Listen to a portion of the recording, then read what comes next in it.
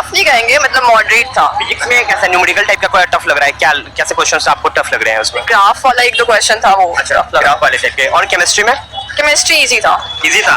कैसे आ रहे questions? Chemical reaction type के क्वेश्चन पूछ रहे हैं, कैसे फॉर्मुलेशंस वगैरह पूछ रहा है? ऑर्गेनिक का जो रहता है मतलब रिएक्शंस वाला क्वेश्चन, और फिजिकल केमिस्ट्री और इनऑर्गेनिक सब मिक्स। ठीक है। बायोलॉजी में देखा जाए तो किस चैप्टर से बेसिकली ज्यादा क्वेश्चन देखने को मिला? ऐसा कोई स्पेसिफिक टर्म ऑफ बॉटनी या फिर जूलॉजी कह ले, दोनों में बॉटनी आई गेस। हाँ बॉटनी। अच्छा, इसमें बता दीजिए कि इसमें ज्यादातर सेल वगैरह से क्वेश्चन देखने को मिला? किससे?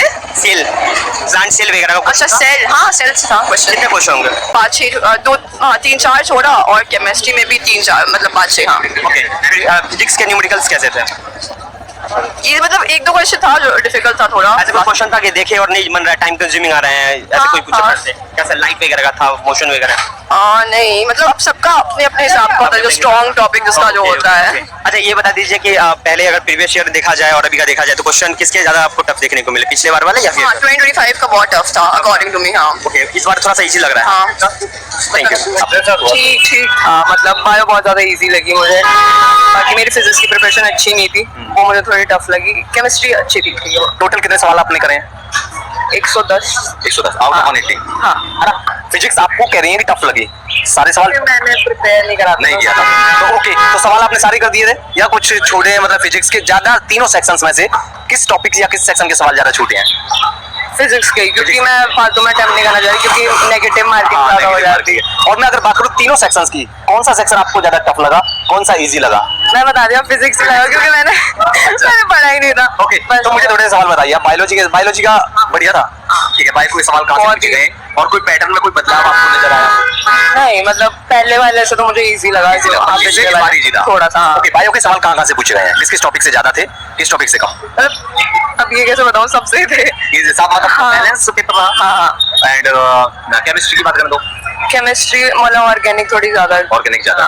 ओके, जिन बच्चों के पेपर मतलब अब तो क्या नेक्स्ट ईयर जो बच्चे बैठेंगे एग्जाम में नीट में, किस तरह से तैयारी करें, किन किन चीजों को ध्यान में रख करके आज के पेपर को कैसे करें? मतलब किन चीजों पर ज्यादा फोकस करें? जो सबसे ज्यादा हार्ड लगता है ना उस पर ज्यादा ध्यान देना, क्योंकि अगर मेरी फिजिक्स अच्छी होती तो मेरा पक्का हो जाता, मतलब अभी भी पक्का मतलब है। हाँ, थोड़ा सा उम्मीद करेंगे, दुआ करेंगे भगवान से आपका इस बार हो जाए, एक अच्छे कॉलेज में आपका एडमिशन हो।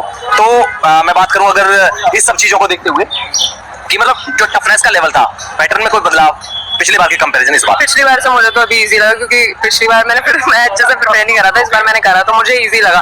वो वही है ना कि आप प्रिपेयर कर रहे हो तो आपको इजी लगेगा, क्योंकि पिछली बार भी कईयों को लगा ही था वो इजी। मॉक टेस्ट वगैरह दिए होंगे? हाँ, तो उसका फायदा मिला मॉक टेस्ट का? हाँ, मतलब उसमें मेरे बहुत कम नंबर आ रहे थे तो उससे मेरा कॉन्फिडेंस डाउन हो गया था, पर ठीक है पेपर अच्छा गया मेरा। हाँ, तो मतलब आप ये कह रही हैं और लोगों को, बच्चों को उनको समझना चाहिए, एक मिनट सर, कि जिन बच्चों के मॉक टेस्ट में कम नंबर आते हैं वो पैनिक ना करें और मतलब कॉन्फिडेंस को अपने मतलब वो तो जैसे कोचिंग वाले होते हैं वो तो थोड़ा हार्ड ही बनाएंगे, कि 2025 वाला देख के मेरी कोचिंग वालों ने तो बहुत ही हार्ड बनाया था, तो इसीलिए मतलब उसको डाउन फील नहीं करना चाहिए। बाकी तो मेरा बाकी यहाँ पेपर जो आएगा वो ज्यादा थे, और फिजिक्स मुझे टफ लगी, पर पिछली बार के कंपैरिजन पीवाईक्यूज आपने देखे होंगे, तो पिछली बार के कंपेयर करें हम इस पेपर को, टफ था, मॉडरेट था या इजी लेवल पर था?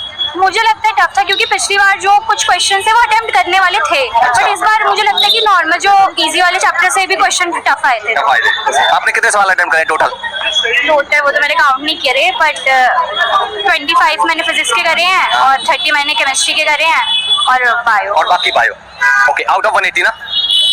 ओके, थोड़े से मुझे बायो के सवाल बताइए। बायो में किस किस टॉपिक को टच किया है, कौन से टॉपिक्स को छोड़ दिया है इस बार, कुछ ऐसा लगा हो आपको? मुझे इस बार लगता है कि जो अपना मॉलिक्यूलर है और प्रिंसिपल इनहेरिटेंस है, सब कम क्वेश्चन आए थे, पहले ज्यादा आते थे, और इवोल्यूशन जैसे चैप्टर्स जो मतलब पहले थोड़े कम क्वेश्चन आते थे, इस बार थोड़े ज्यादा क्वेश्चन आए हैं। इवोल्यूशन वगैरह के? हाँ, और जैसे अपना बॉटनी में ना कम आए हैं थोड़े प्लांट।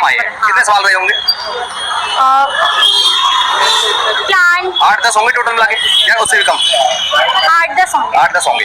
ओके, अगर मैं बात करूं बायोलॉजी हो गया, फिजिक्स की बात करूं, फिजिक्स में कहां से पूछे हैं, किस टॉपिक्स पर, किन टॉपिक्स पर ज्यादा फोकस किया है इस बार? मुझे ये लगता है कि फिजिक्स में इस बार अपना मॉडर्न से थोड़ा मतलब ज्यादा, जैसे मॉडर्न से बहुत क्वेश्चन पूछे जाते थे, लेकिन इस बार कम क्वेश्चन पूछे गए हैं, और अपना 12th से इस बार ज्यादा क्वेश्चन पूछे गए हैं। 12th से ज्यादा है। एंड केमिस्ट्री में अच्छा पेपर था, केमिस्ट्री करने वाला था, बट हाँ स्टेटमेंट वाइज थोड़े क्वेश्चन ज्यादा थे, बट अच्छा था केमिस्ट्री ओवरऑल। और केमिस्ट्री में थोड़े टॉपिक्स बताइए अगर याद आ रहे हो तो, आपको किस किस टॉपिक से ज्यादा सवाल पूछे गए, कहाँ से क्या कुछ वो सब चीजें। मुझे ऐसा लगता है कि इस बार ऑर्गेनिक से कम आया था, Organic से कम आया। इनऑर्गेनिक और अपना जो फिजिकल है वो। फ्यूचर स्टूडेंट्स हैं जो अगली बार जो एग्जाम बैठेंगे, क्या पढ़े, कैसे तैयारी करें?